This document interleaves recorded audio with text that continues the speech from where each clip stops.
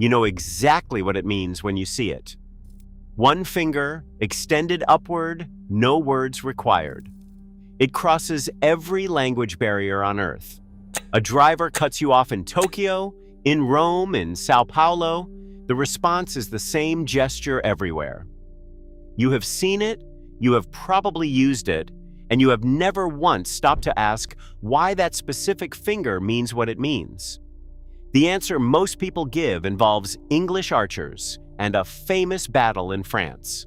That story is almost certainly wrong. The real history is older, stranger, and goes back 2,000 years before that battle ever happened. Start with the story you have probably heard. The year is 1415, the Battle of Agincourt.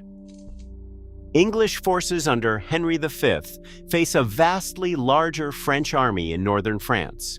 The longbowmen are the most feared archers in the world at this point. Their weapon, the English longbow, requires years of training to master and extraordinary physical strength to draw. The repeated strain of pulling a bow with that force, thousands of times over a lifetime, actually deforms the archer's body. Their left arm and the index and middle fingers of the right hand develop differently from the rest. The story goes like this. Before the battle, the French allegedly threatened that when they captured the English archers, they would cut off those two drawing fingers, the index and the middle, to prevent them from ever firing a bow again. When the English won, the archers supposedly held up those two fingers at the retreating French as a taunt. We still have our fingers. You failed. It is a compelling story. It has been repeated in books, documentaries, classrooms, and pub conversations for decades. There is just one problem. There is no historical evidence that it happened. Not a single contemporary account of the Battle of Agincourt mentions it. No French chronicle, no English chronicle, no letter, no record. Historians have searched. The story appears to have been invented sometime in the 20th century and spread because it was too satisfying not to repeat. The two-finger gesture itself, the V sign with the palm facing inward, does have some historical usage as an insult in Britain. However, it is a different gesture from the single raised middle finger. They are not the same thing, and they do not share the same origin. The actual history of the middle finger as an obscene gesture begins in ancient Greece, roughly 500 years before the birth of Christ. The philosopher Diogenes of Sinope, one of the founders of Cynicism and possibly the most deliberately provocative thinker in the ancient world, is recorded as having extended his middle finger at the orator Demosthenes in Athens. The gesture was understood by everyone present. It was not a new invention. It was already an established insult with a recognized meaning. The fact that Diogenes used it as a philosophical provocation, deliberately crude, deliberately contemptuous, suggests it was already common enough that the audience knew exactly what they were looking at. The ancient Greeks called it katapugon. It referred to a specific sexual act and used the shape of the extended middle finger as a visual reference. The insult was explicit and anatomical. There was nothing subtle about what it meant or what it implied about the person it was directed at. The Romans took it further and gave it a name that survived in historical texts. They called it digitus impudicus, the shameless finger, the indecent finger. It appears in the writings of multiple Roman authors. The poet Martial used it. The biographer Suetonius recorded that the Emperor Augustus once rebuked a crowd that had greeted him with it. The Roman writer Persius described someone offering it as an insult.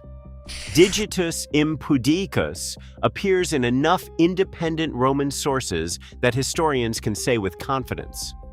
This was not an obscure gesture. It was widely understood, and it was offensive in a way that let someone insult another person without saying a word. The Romans also had a use for the middle finger that was not insulting at all. They called it digitus medius in non-offensive contexts and used it in medical practice.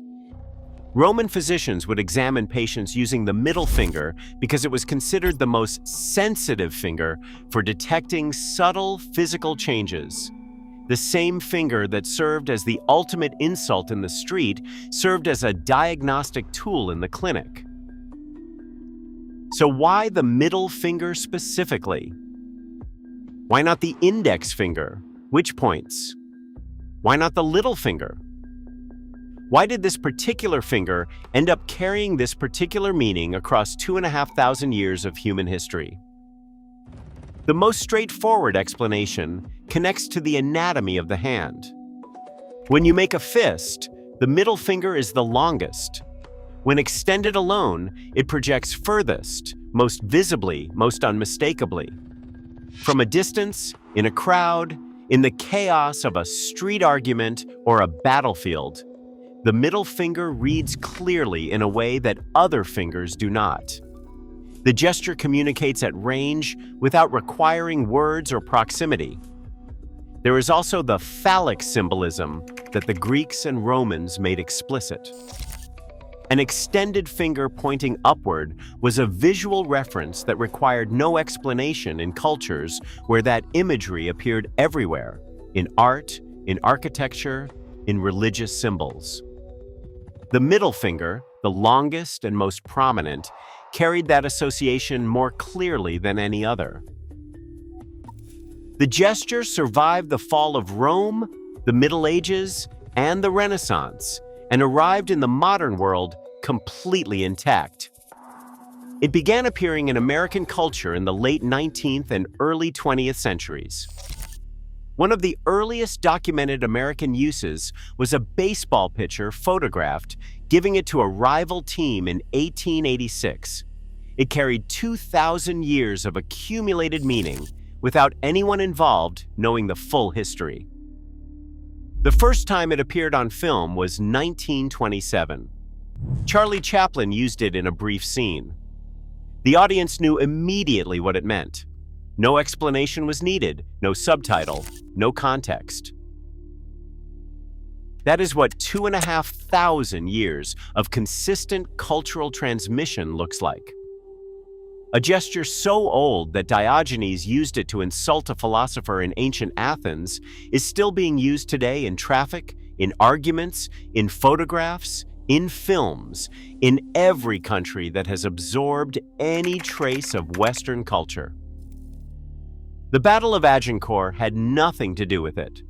The archers and their fingers are a good story, but the real origin is older, cruder, and considerably more Greek. If you didn't know this, drop it in the comments. Subscribe so you don't miss the next one. Hit like if it was worth your time.